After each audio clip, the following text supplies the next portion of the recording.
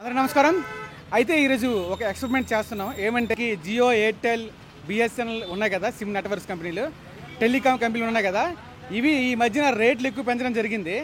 అయితే ఈ రేట్లు పెంచడం వల్ల చాలామంది మధ్యతరగతి ప్రజలు చాలా ఇబ్బంది పడుతున్నారు ఈ రేట్లు పెరగడం వల్ల మెయిన్గా.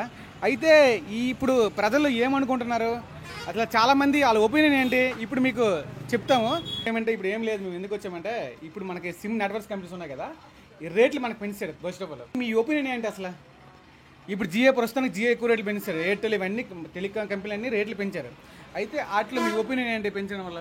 ఇట్లా అంటే మనలాంటి మధ్యతరగతి కుటుంబాలకి ఇప్పుడు ఆ రీఛార్జ్ చేశారంటే చాలా కష్టం కదా. పాత రేట్లు బట్టి అయితే ఏదో అంతలో కొంత అలాగా అడ్జస్ట్మెంట్ చేసుకునేవాళ్ళం. ఇప్పుడు ఎంత రేట్లు అంటే మన లాంటి వాళ్ళని చాలా కష్టం, ఇబ్బంది. మరి ఇప్పుడు పని పాట చేసుకుని వస్తుంటారు, అంత డబ్బులు పెట్టి రీఛార్జ్ చేసుకోవాలంటే చాలా ఇబ్బంది కదా. అదే అప్పుడులో అయితే కొంచెం అంతగా అనిపించేది కాదు, మనసుకి బాధ ఏమి. అసలుకి నెక్స్ట్ ఈ రీఛార్జ్కి చేసుకోవడం చాలా ఇబ్బందిగా ఉంది. మా అలాంటి పర్వాలేదు, మరీ పరిస్థితికి ఇబ్బంది పడాల్సి వస్తుంది. మరీ ఎంత రేట్ అంటే ఎవరైనా చేసుకోవడం చాలా కష్టంగా ఉంది. అయితే ఇప్పుడు ప్రస్తుతానికి ఏ నెట్వర్క్ వాడుతున్నా? నేను జియో వాడుతున్నా. ముగ్గురు సంబంధితే వాడుతున్నా.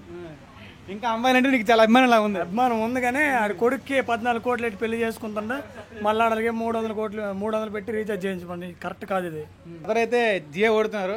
ఇంకా మీరు జియో నుండి వేరే నెట్వర్క్ వెళ్ళలేదా? లెఫ్ట్ అయిపోతుంది కూడా 300 అయితే. బ్రదర్ హాయ్ బ్రదర్, ఇప్పుడు రీఛార్జ్ రేట్లు పెంచారు కదా, ఆ రేట్లు పెంచడంలో నీ ఒపీనియన్ ఏంటి? రేట్లు అయితే బాగా హెవీగా పెంచారు జియో. ఇందులో 239 ఉండేది రీఛార్జ్, ఇప్పుడు 300 దాటి అయిపోయింది. ఇప్పుడు మంత్లీ రీఛార్జ్ చేసుకోవడానికి చాలామంది ఇబ్బంది పడతారు. ఎందుకంటే కొందరు ఆ రోజు కష్టంతో బతికిన వాళ్ళు ఉంటారు కదా, ఏ రోజుకి ఆ రోజు సరిపోయిన వాళ్ళు. ఇప్పుడు మరీ ఫోన్ కాల్స్ అంటే హెవీగా అన్లిమిటెడ్ అని చెప్పేసి ప్రతి ఓడు 300 వేయడం అది కష్టదాయకమేనే. కాకపోతే ఆ 300 వేసిన రోజు గట్ట ఫోన్లు గట్ట అంత దీనిగా మాట్లాడారు. ఆ నెట్ ఎప్పుడో యూజ్ చేస్తారు. ఇప్పుడు పనికి వాళ్ళు ఎవరు కూడా పెద్దగా సెల్ యూజ్ చేయరు. దానివల్ల కొద్దిగా పబ్లిక్కి నష్టం. హాయ్, రీఛార్జ్ రేట్లు పెంచారు కదా, ఆ రీఛార్జ్ రేట్లు పెంచడంలో నీ ఒపీనియన్ ఏంటి అసలు? అన్న, రీఛార్జ్ల రేట్లు పెంచడం అంటే కొంతమంది ఉన్నోళ్ళు వేసుకుంటారు, కొంతమంది లేనోళ్ళు వేసుకుంటారు. ఉన్నోళ్ళు ఎలాగైనా తప్పదు, వాళ్ళు ఎలాగైనా వేసుకుంటారు. లేనోడి పరిస్థితి ఏంటి కొంచెం అర్థం చేసుకొని, అంబానీ గారైనా ఆ టాటా గారైనా మా బాధలు అర్థం చేసుకొని కొంచెం కొద్దిగా హెల్ప్ చేస్తారని కోరుకుంటున్నాం. దీని గురించి మీకు చెప్పలేను ఇంకా. ఓకే, అయితే ఈ మెయిన్గా మన రీఛార్జ్లు పెంచడం వల్ల చాలా మన ఆటో డ్రైవర్ బ్రదర్ కూడా చాలా అతని ఒపీనియన్ మనకు చెప్పారు. హాయ్ బ్రో, ఇప్పుడు మెయిన్గా మనకి రీఛార్జ్లు పెంచారు కదన్నా. ఇప్పుడు ఎయిర్టెల్, జియో, ప్రతి టెలికాం కంపెనీ కూడా రీఛార్జ్లు పెంచాయి. ఏ సిమ్ వాడుతున్నారు? జియో వాడుతున్నాం, బిఎస్ఎన్ఎల్ కూడా వాడుతున్నాం. ఓకే, రీసెంట్గా జియో బాగానే ఉండేది. ఇప్పుడు రేట్స్ సడన్గా ఒకసారి 200, 300 పెంచేటప్పుడు కొంచెం ఇబ్బందికరంగానే ఉంది. ఓకే, దేనికైనా డైవర్ట్ అయిపోతుందని మేము అనుకుంటున్నాం. అయితే ఇంక పోర్ట్ పెట్టుకుందామని అనుకుంటున్నాం అనమాట. ఓకే, అయితే బిఎస్ఎన్ఎల్ అయితే ప్రస్తుతానికి అయితే మార్కెట్లో బాగానే ఉంది. కాకపోతే సిగ్నల్ ఇష్యూ ఉందని చెప్పి జియో వాడాము. ఇప్పుడు ఆ ప్రాబ్లం అవుతుంది కాబట్టి, ఫైనాన్స్గా ఇబ్బంది అవుతుంది కాబట్టి బిఎస్ఎన్ఎల్ కన్వర్ట్ అయిపోతున్నాం సార్. రేట్లు అయితే చాలా హెవీగా పెంచారు. మాలాంటి మధ్యతరగతి కుటుంబానికి ఇంట్లో 3 మొబైల్లో ఉన్నాయంటే 3 మొబైల్లో జియో. రీఛార్జ్ ఎవ్రీ మంత్ 239 చేసుకునే వాళ్ళం. ఇప్పుడు అది 300 చేశారు. అంటే 60 రూపాయలు పెంచారు. 10, 20 అయితే పర్లేదు కానీ తట్టుకోగలం, కానీ 60 రూపాయలు అంటే బాగా హెవీ. ఒకరోజు 2 రోజులతో కాదు కదా. అందుకే జియో నుంచి పోర్ట్ అయిపోదాం అనుకుంటున్నాము. అయితే ఏ నెట్వర్క్ పోర్ట్ అవ్వాలనుకుంటారు మీరు? బిఎస్ఎన్ఎల్కి. బిఎస్ఎన్ఎల్ ఇష్టం పెరిగింది, చేయడం మానేయట్లేదు కదా. మేమైతే పోర్ట్ అయిపోవాలని చూస్తున్నాము. నెట్వర్క్ కూడా కొంచెం స్లోగానే ఉంది. ఏం చేయాలి మరి? అయితే మీరు దేనికి పోర్ట్ అవ్వాలనుకుంటున్నారు సిమ్కి? వెళ్ళిపోతాం, దేనికి ఆఫర్ బాగుంటే దానికి వెళ్ళిపోతాం.